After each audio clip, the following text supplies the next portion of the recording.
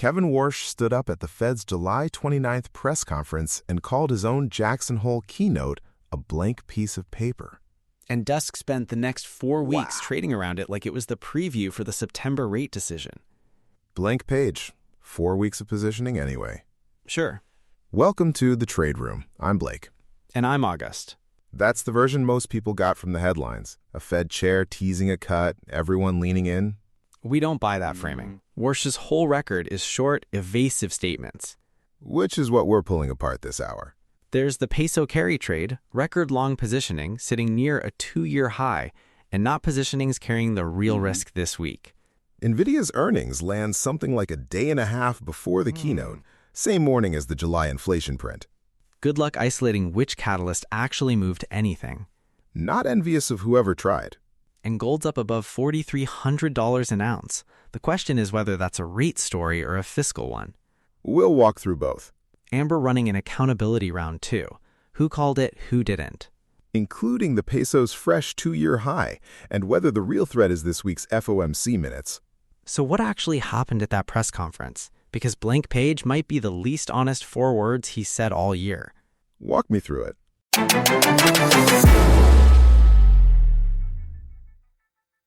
A blank piece of paper. That's how Warsh described his own Jackson Hole speech on the July 29th press conference. 4 weeks later, desks are still trading around it. Which is exactly the line you use when you want people to stop asking questions. Didn't work, though. No. So the version everyone landed on, August 28th, becomes the preview for the September 16th FOMC. 19 days between the podium and the vote. Right.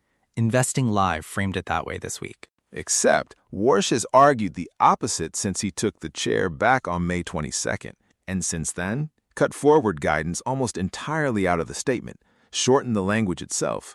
Seeking Alpha flagged both changes heading into this. And at both press conferences since, reporters push on where policy's headed. And get nothing back. On purpose, probably. The Fed's own transcript from July 29th runs 21 pages, and count how many times he pivots the second someone says, "What comes next?" Every time? Every time. So the preview theory needs a guy who spent 3 months refusing to preview anything to suddenly preview everything, on a podium, on camera. A speech he calls blank, Wow. and 4 weeks of trades built like it wasn't. And the money doesn't wait around for the page to fill in. It has to sit somewhere while everyone guesses. So where'd it sit? Ask me that again after you hear the number on the peso. The peso. The peso. Speculators are more crowded into that trade right now than almost any point this year.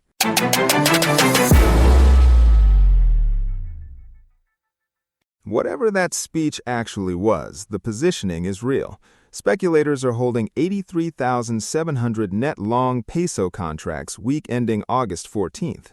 Up 9.4% week over week. Most crowded that book's been since before the Iran flare-up back in February. Walk me through it. Who's actually on the other side of that trade? Dealers mostly, plus macro funds still short from the last CPI scare. They're not eager sellers. They're stuck paying the carry every single day it doesn't turn. That's a problem. Tech Times had USD MXN opening Monday near 1701, a 2-year high around 1694 Friday. Yields fell and the Treasury doubled its long-duration buyback. That's the fuel underneath it. At what point does that stop being an orderly grind and turn violent? When dealers who are short get forced to cover into a falling dollar. Nobody knows the exact level, but back through 17 flat would do it. And the rate side hasn't even flipped yet. Not yet. FX Street flags September odds near 32% for a hike versus 68% for a hold after July CPI printed 3.4% headline, 2.5% core. 32 for a hike, not a cut. Not a cut. Retail sales fell 0.6%. Michigan sentiment dropped from 55.2 to 51.0. Soft data, and the hike odds barely moved. So the whole carry book is long against a Fed that might still tighten. Crowded carry doesn't wait for the differential to close. It exits the second the direction flips. July 30th, the yen unwind, same template. Same mechanics, different currency. Same mechanics. And that 83.7 print was climbing before anyone parsed a single line of Warsh's speech. Which brings us right to the one line from that podium that actually governs where this goes.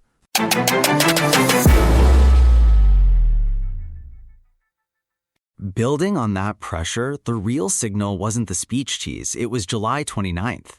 Warsh's press conference, right after the FOMC held. The Fed told reporters the speech would frame big questions, leaving near-term guidance out of it. And separately, Gold Silver quoted him saying the Fed is not constrained by market prices. So the market had its answer before Jackson Hole was even on the calendar. That's the line that did the work. Everyone kept trading the speech anyway. There's a reason.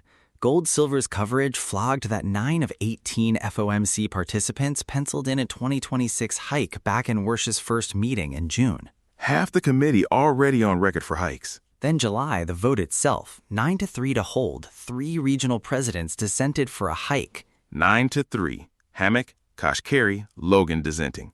That's the number you want me to sit with?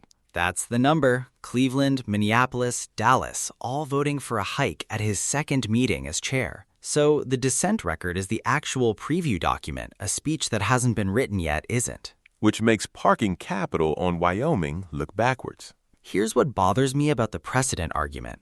People keep comparing this to Bernanke previewing QE2 at his first Jackson Hole. Different chair, different instinct, though.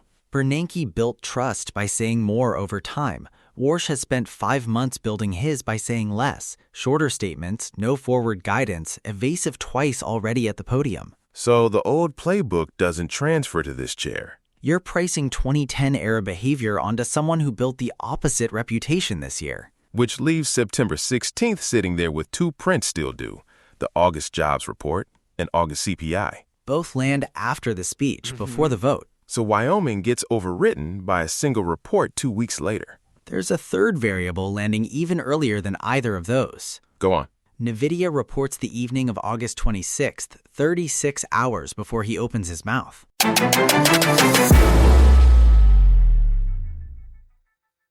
2 catalysts, 1 week. That's the setup nobody priced for. Nvidia reports the evening of August 26th. The keynote's roughly 36 hours later. So the 2 biggest events of the summer are basically back-to-back. And July PCE lands the same morning as the speech. 3 signals, 1 48-hour window. Walk me through why that actually matters beyond just busy week. Because attribution breaks. Say futures move Thursday morning. Is that Warsh? Is that Nvidia guidance still digesting? Is that the inflation print? You can't isolate the variable. Right, and trading desks know that going in, so they're literally writing 2 scripts. One for a hawkish surprise, one for a soft chip number, and hoping the tape tells them which one to read. That's a hedge fund's nightmare, a coin flip with 2 coins. Pretty much. Nvidia alone moves semiconductor weight across the index. Layer a Fed chair's first big public remarks on top of that? And any desk sizing risk into Friday has to size for both outcomes simultaneously. Which usually means smaller positions, wider stops, more optionality bought than anyone wants to admit.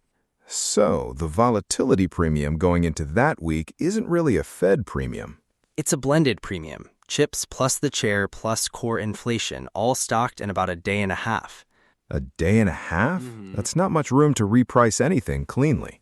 No, and whoever's model assumes clean attribution around that window is already wrong. Which is the quiet risk here, not the speech itself, the sequencing around it. The calendar did more damage than the podium ever could. And speaking of things the calendar's doing damage to, gold just cleared a level it hasn't touched in months. Yeah, that's the one place this whole mess actually shows up in a clean signal.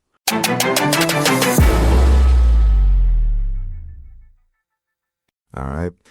Gold just cleared its 100-day moving average. At 43.87, first time in over 2 months. Gold Silver had that number this morning.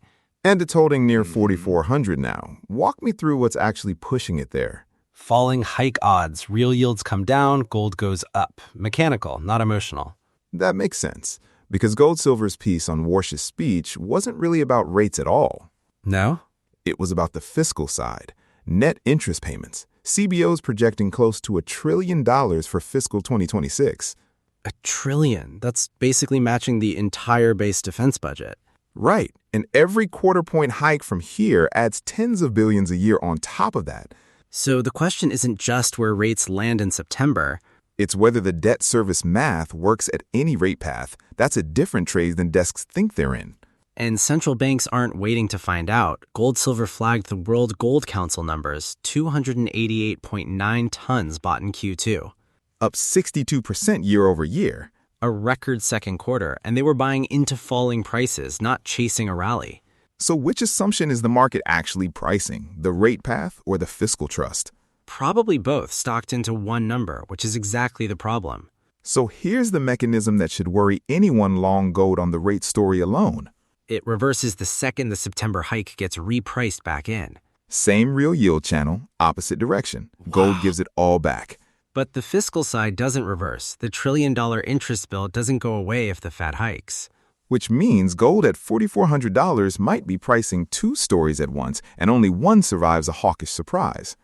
Desks trading the rate story might be holding the wrong half of the trade. And that's just the first mispricing on the list we're about to run through.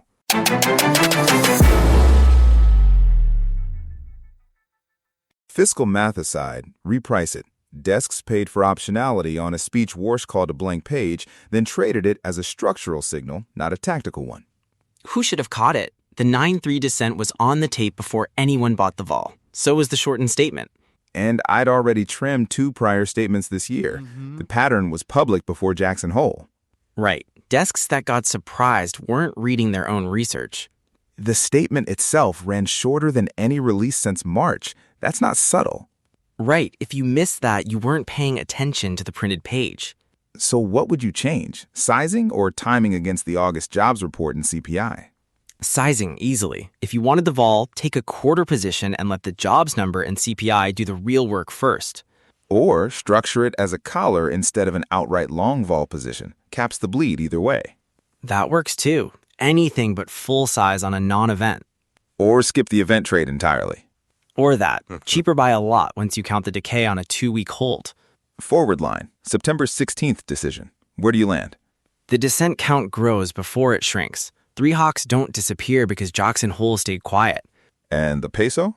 Tech Times has it opening Monday near 1701, off Friday's 1697 low, up about 5.43% year to date. Wow. That long position hasn't blinked. It hasn't blinked yet, but the minutes could force it to. That's the trade to watch into the 16th. My money's on the desks that already trimmed size, sleeping better than the ones still holding max exposure. Boring risk management still wins.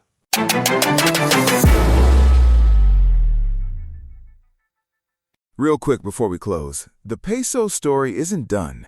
Tech Times has it opening Monday at 1701 off that 1697 print from Friday, August 14th.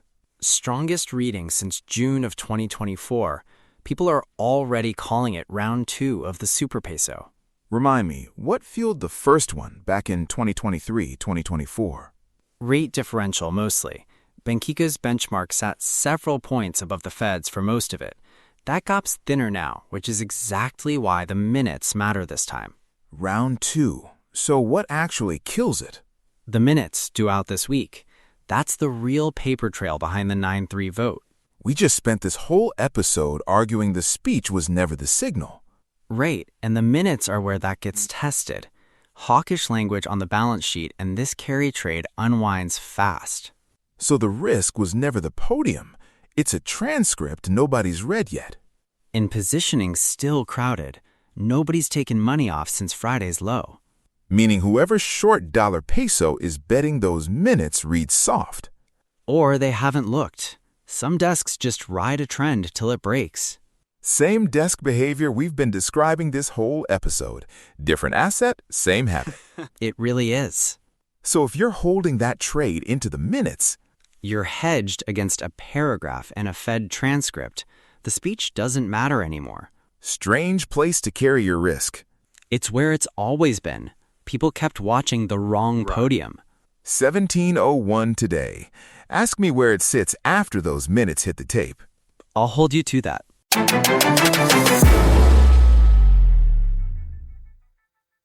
Time for reprice it.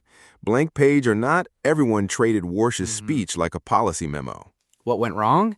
Desks priced August 28th as the preview when the paper trail was already in a 9-3 descent. Who should have caught that? The people running the peso carry book, 83,000 contracts long, and nobody stress tested the exit. If you had to run it back? Size down before the FOMC minutes drop, not after. Fair. 2 questions I always leave with. What did the market get right, and who's still exposed when it's proven wrong? On the peso, that's still an open scoreboard, fresh 2-year high, and the real signal this week is the FOMC minutes. Thanks for spending the hour with us. New episode every Tuesday. Subscribe wherever you listen. And if this one changed your mind about a headline, send it to whoever got it wrong. See you next week. Take care.